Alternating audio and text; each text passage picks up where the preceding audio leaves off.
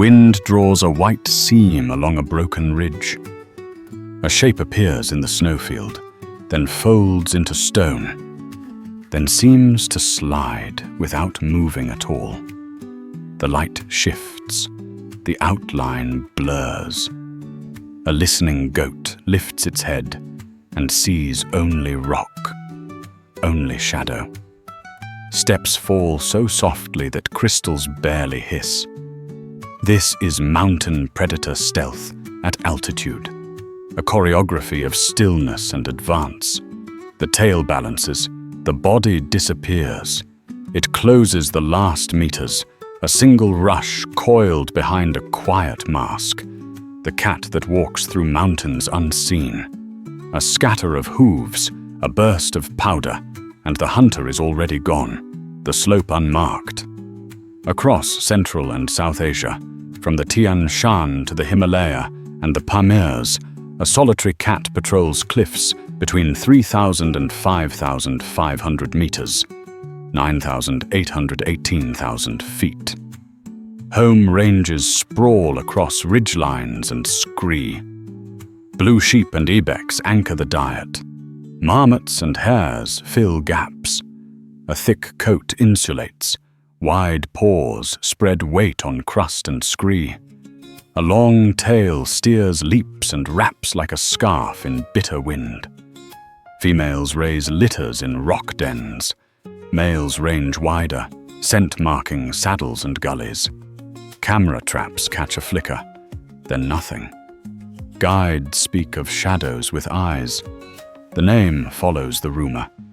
Ghost of the mountains. And the anchor holds. Snow leopard camouflage, so effective that the animal seems to walk through stone. Here is the paradox. How does the snow leopard's camouflage work so flawlessly in such varied terrain? This hunter crosses grey limestone, brown schist, new snow, and sunburned grass in a single day. Light shifts by the minute as clouds rake peaks. Yet detections by prey remain rare until the charge. Coats carry rosettes in smoke and slate, borders feathered to break edges. Countershading dims the outline from above. Guard hairs scatter glare. Studies indicate rosette size and spacing mirror the spatial noise of rocks and bushes across multiple scales, rendering the body unresolvable from a distance. When snow falls, the underfur's pale tones come forward. When it melts, darker guard hairs dominate. Observers report approaches to within 5–10 meters before the final leap, a pounce that can clear 10–15 meters across broken ground. Silent gait mechanics reduce crunch. Furred footpads dampen impact. The puzzle sharpens with motion. Movement should betray the form, yet slow, stop-start advances hide flow behind the terrain's own flicker. Wind-tossed grass, shifting shadow, loose gravel. Even trained eyes miss it at a glance.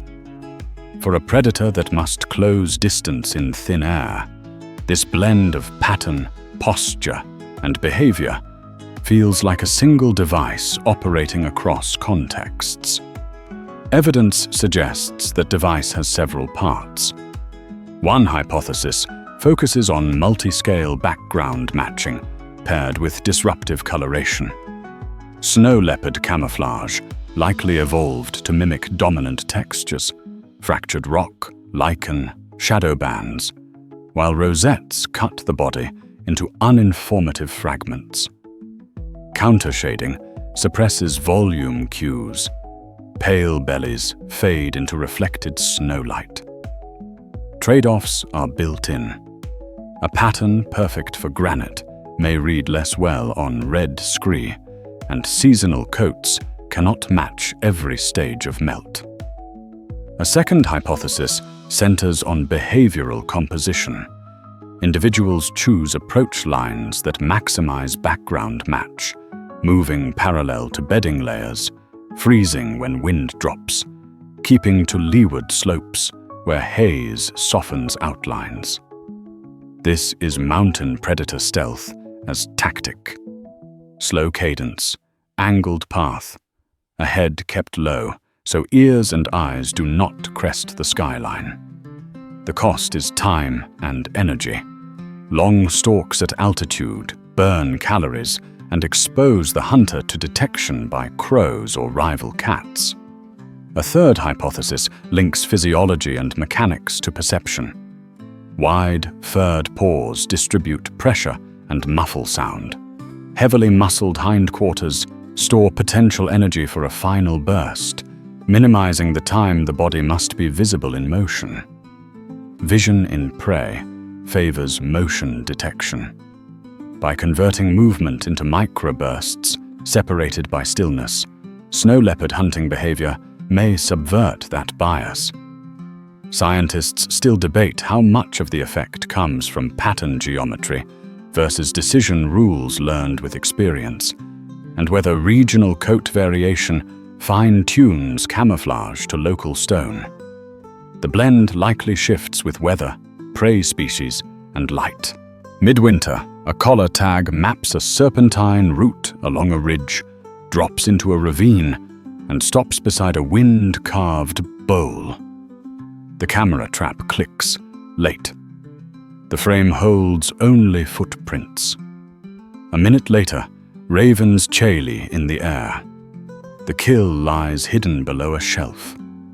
On film, the hunter reappears as nothing more than a tail along a seam, then vanished again behind frost-spattered rock.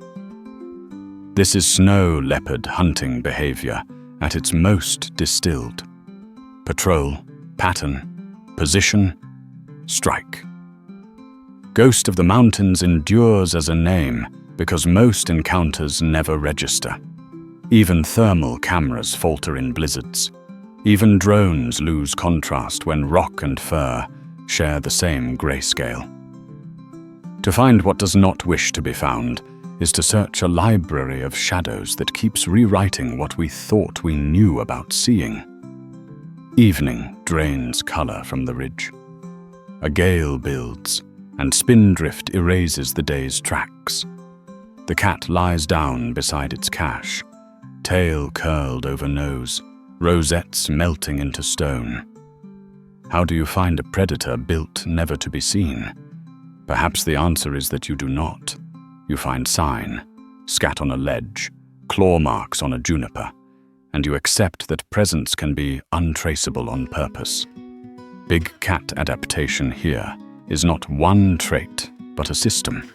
Coat, gait, path, patience. The mountains keep their counsel. The hunter keeps its distance. And the question remains, cold as the wind. What other lives are moving in plain sight? Already there, already gone.